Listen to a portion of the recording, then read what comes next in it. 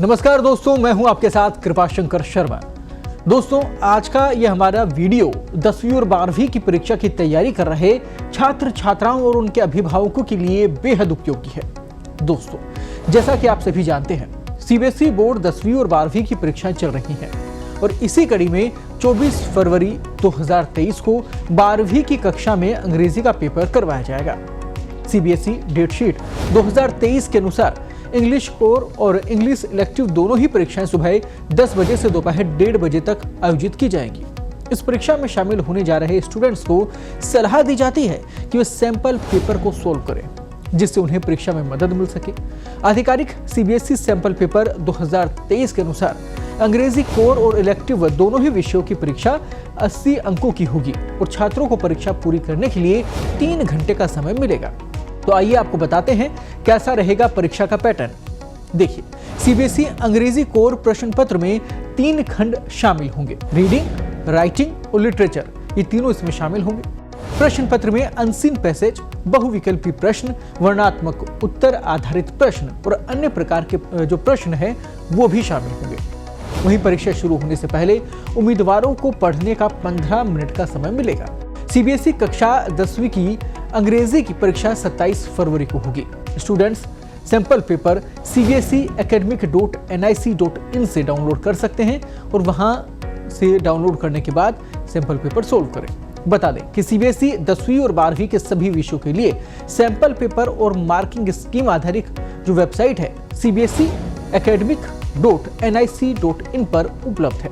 इस साल CBSE board की परीक्षा में 38 लाख से ज्यादा छात्र छात्राओं ने रजिस्ट्रेशन करवाया है। सीबीएसई के अलावा यूपी बोर्ड की परीक्षाएं भी फिलहाल चल रही हैं।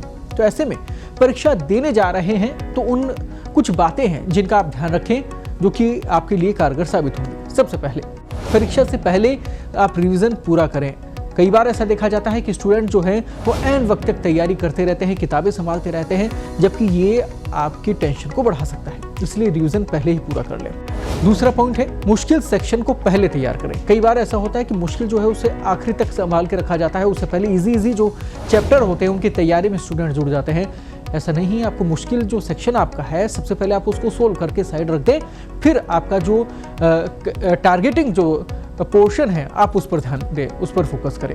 स्वास्थ्य की बात करें, हेल्थ की बात करें, खूब पानी पिए, भोजन समय पर करें। इससे क्या होगा कि आपकी जो एकाग्रता है वो बनी रहेगी। साथ ही कुछ देर आप परिवारजनों या दोस्तों से भी बात कर सकते हैं। अगर आप बहुत ज़्यादा टेंशन में हैं, बहुत ज़्यादा परेशानी में नजर आते हैं तो परिवारजनों से बात करें। इससे भी आपको जो समस्या है उसका समाधान मिलेगा। परीक्षा केंद्र पर समय से पहले पहुंच जाए। कई बार ऐन वक्त पर पहुंचने से घबराहट पैदा होती है।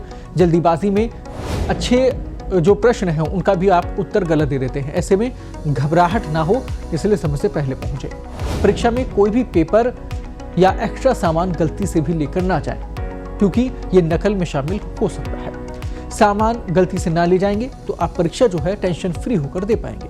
परीक्षा में टाइम मैनेजमेंट पर पूरा फोकस करें। देखिए, सबसे महत्वपूर्ण पॉइंट यही है, अब टाइम मैनेजमेंट जो है परीक्षा का, उस पर ध्यान दें। कई बार ऐसा देखा जाता है परीक्षा के शुरू के समय में आप आराम से उस पूरे पेपर को सोल्व करने में लगे रहते हैं और अंत का जो समय होता है वो बहुत ज़्यादा टेंशन वाला हो जाता है, क्योंकि समय कम होता है, सवाल ज़्यादा रह जाते हैं। इसलिए पूरे टाइम मैनेजमेंट के साथ में आगे बढ़ें, परीक्षा में आपको आसानी से सफलता मिलेगी। देखिए, परीक्षा में सफल होने के लिए ज़रूरी है कि आप धैर्य से परीक्षा दें और अपनी तैयारी का सदुपयोग करें। जरा सी घबराहट नुकसान दे सकती है, इसलिए मन को शांत रखें, अच्छे से परीक्षा दें। मार्क्स की बिल्कुल भी आप चिंता ना करें, पहले परीक्षा दें, आप सफल होंगे और उम्मीद से भी ज्यादा अच्छा करेंगे। बस खुद पर विश्वास बनाए रखें। तो चलिए, अब आप कीजिए परीक्षा की तैयारी और मुझे दीजिए इजाजत। फिर होगी आपसे मुलाकात एक नए मुद्दे के साथ। नमस्कार।